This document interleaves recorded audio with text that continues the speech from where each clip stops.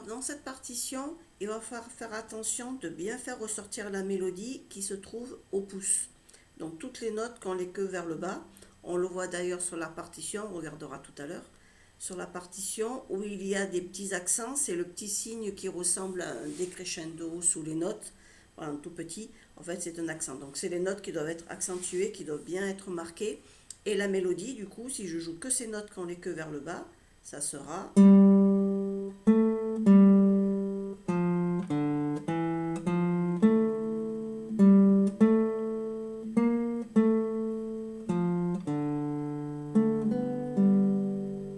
Ça, c'est les notes de la mélodie.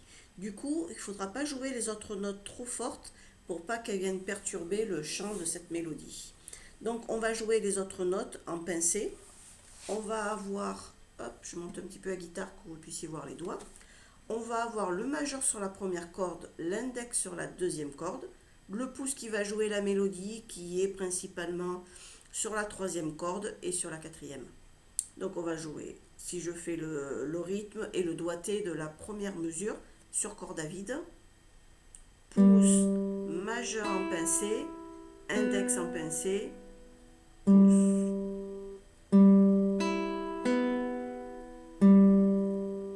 Voilà, donc mon doigt, voilà, mon doigt il passe au-dessus de la corde, il ne va pas toucher la corde du dessus.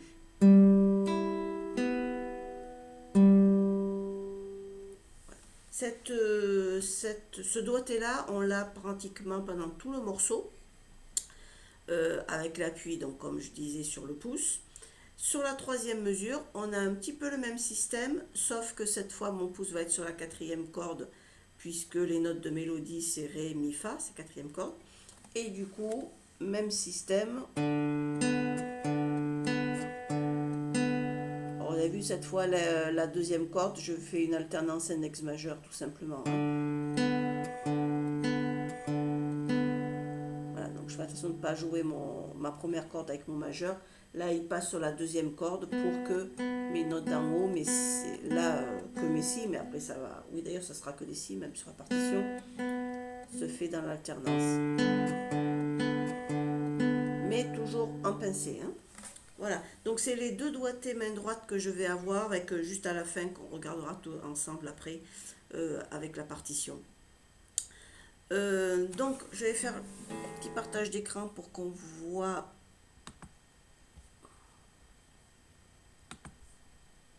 cette partition ensemble. Voilà, donc les notes accentuées, c'est les notes que je vais avoir. Je vais y arriver. Je vais prendre mon crayon comme d'habitude.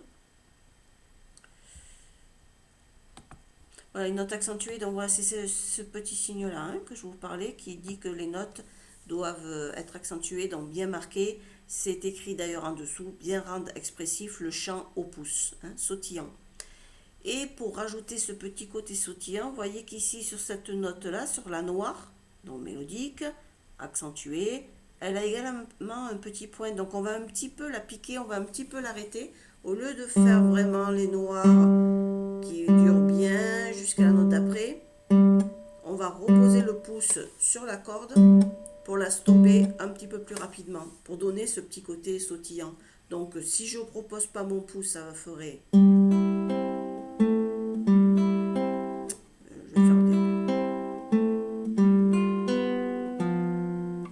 J'ai fait deux premières mesures sans la note piquée. Si je repose un petit peu mon pouce rapidement,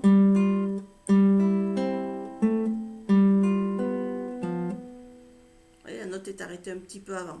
Ce n'est pas grand chose. Il faut quand même la laisser un petit peu sonner. C'est quand même une noire, mais un petit peu arrêtée.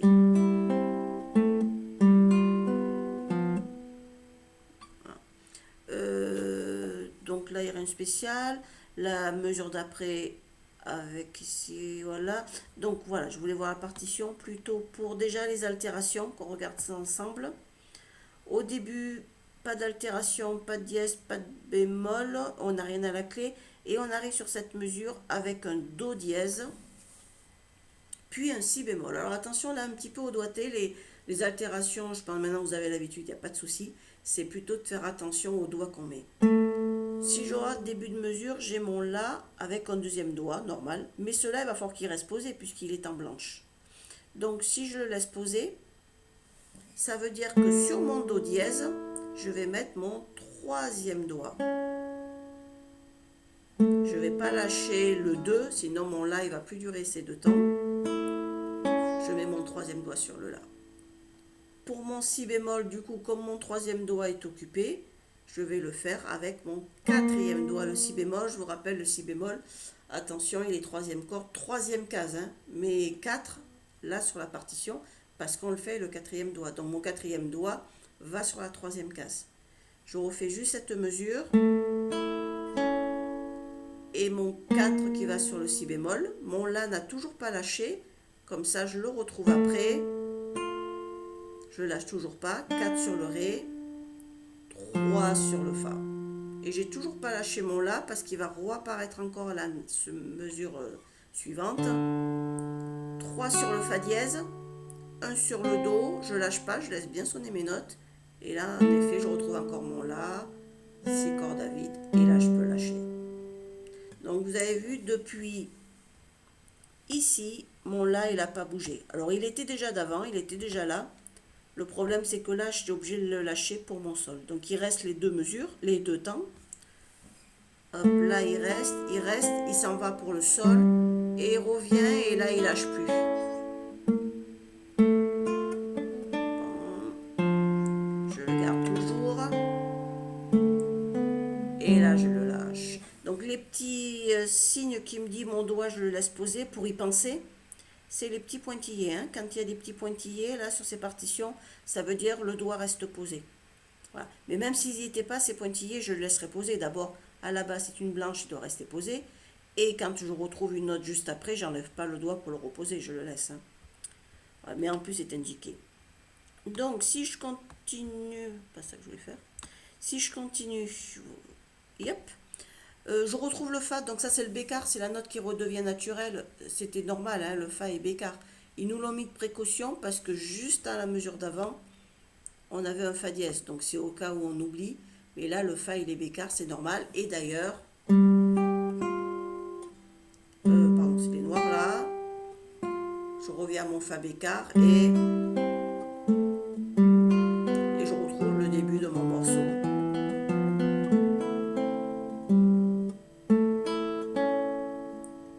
Jusque-là, alors là, on n'a pas tout à fait le même doigté parce que je pars sur autre chose. Hein. Donc cette fois, c'est mon 1 qui va faire le La. Donc j'en suis. Si je retrouve ma souris. Là. J'en suis ici. Donc tout le début, là, j'ai sauté, je voulais jouer, j'ai sauté, puisque c'est les mêmes choses que le début. Hein. Donc ici, cette fois, c'est mon premier doigt qui fait le La, mais comme tout à l'heure, il ne bouge pas, cela.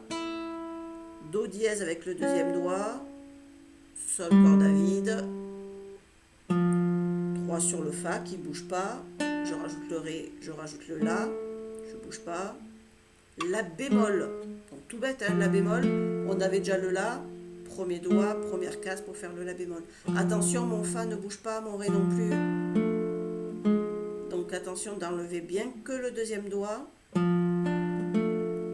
le 2 sans bouger les deux autres. Regardez un petit peu la main droite pour l'aider.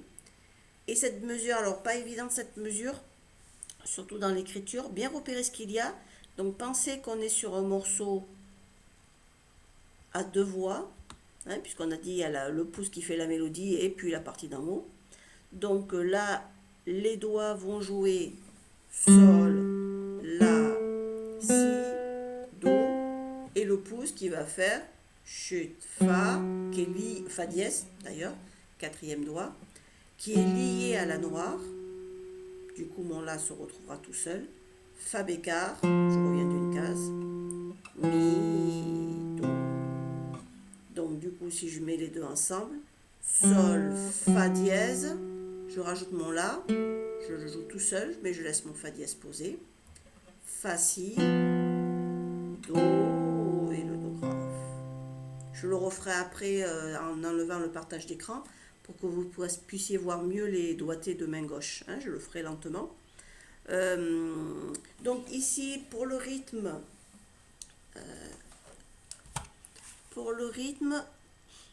donc voilà, là ça se voit bien, noir, noir. Ici, c'est pas évident parce qu'on a une noire en haut, mais la basse, il y a un demi-soupir croche. En fait, si je mets mes pulsations pour ma haute, c'est-à-dire mon index majeur, un temps par noir, c'est clair, carré, enfin pas carré puisqu'il n'y a que 3 temps, donc on va dire plutôt triangle, mais c'est un morceau à 3 temps par mesure. Hein. Si je mets maintenant mes pulsations pour la basse, demi-soupir, qui fait la moitié d'un temps, donc ce temps est complété par la croche, noir, un temps, noir, un temps. J'ai bien mes 3 temps aussi pour mon pouce. Maintenant, bien sûr que ce temps-là et celui d'en bas, c'est le même, hein, je l'ai noté comme ça, mais bien sûr que ça c'est le même temps, ça c'est le même temps, ça c'est le même temps. Donc du coup, je remarque que ma haute et ma basse sur le premier temps forment un mouvement. J'arrive pas à faire ce que je veux.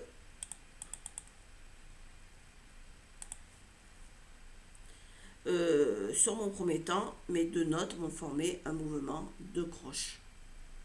Ok, puis noir, noir. Je crois que ça lui a pas plu.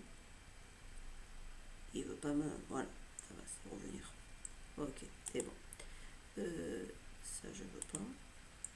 Voilà, donc du coup, ma haute et ma basse forment un mouvement de croche. Donc c'est comme si j'avais 2 croches noires, noires. Mais elles ne sont pas écrites en croche, les 2 notes, parce qu'elles sont réparties entre les notes d'en haut et les notes d'en bas. Donc je vous rejoue cette petite fin.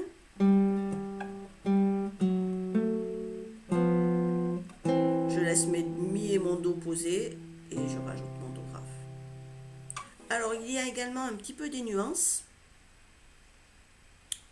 Ça reste plutôt un morceau forté. Vous voyez, au début, on est fort. Toute la première phrase.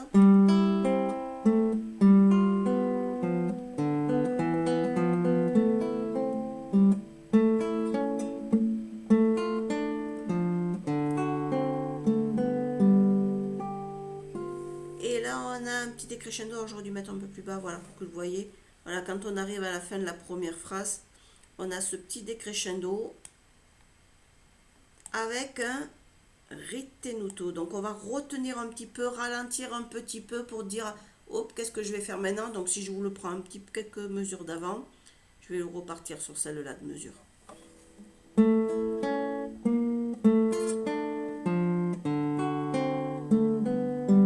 retiens un petit peu mes noix et je repars sur le début de mon morceau. Donc à tempo, ça veut dire qu'on reprend au même tempo que le début. Joyeux toujours, c'était déjà dans l'indication en haut, hein, modéré mais joyeusement rythmé. Hein, donc c'est pas très rapide, mais il faut quand même que ça avance un petit peu. Donc je reprends à tempo parce que comme j'ai ralenti, j'ai changé mon tempo, j'ai changé ma vitesse, j'ai retenu un peu, je suis allé un peu plus lentement sur mes 2 noirs. Donc là, il me dit que je reprends au même tempo que le début. Hein, ça veut dire ça. Donc je reprends à tempo.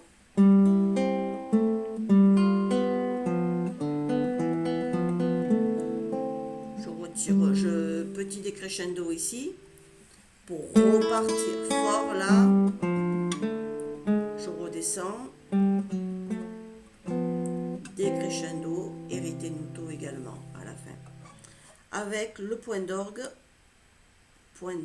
donc orgue comme l'instrument, je vais essayer de l'écrire.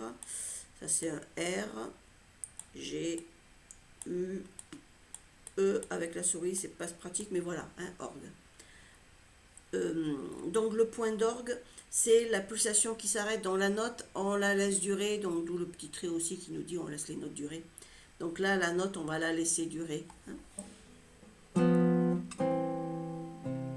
Je compte pas, je laisse finir un peu mes sons et j'arrête mes cordes. Voilà, donc je vais revenir sur le début, sur la vidéo, voilà, pour que vous voyez mieux, et je vais refaire tout le morceau, mais plus lentement, en vous donnant le départ, comme ça vous pouvez aussi jouer avec moi si vous voulez. et plus lentement pour que vous puissiez repérer aussi les doigtés. Donc faites les deux choses pas en même temps bien sûr. Soit vous regardez les doigtés, un doigté qui n'est pas très clair, là vous pouvez voir quel doigt je mets. Je vais essayer de faire un petit peu peut-être des grands gestes. Vous savez que c'est des petits gestes qu'il faut faire, mais peut-être un peu des fois des grands gestes pour que vous repérez bien. Donc plus lentement. Un, 2, 3.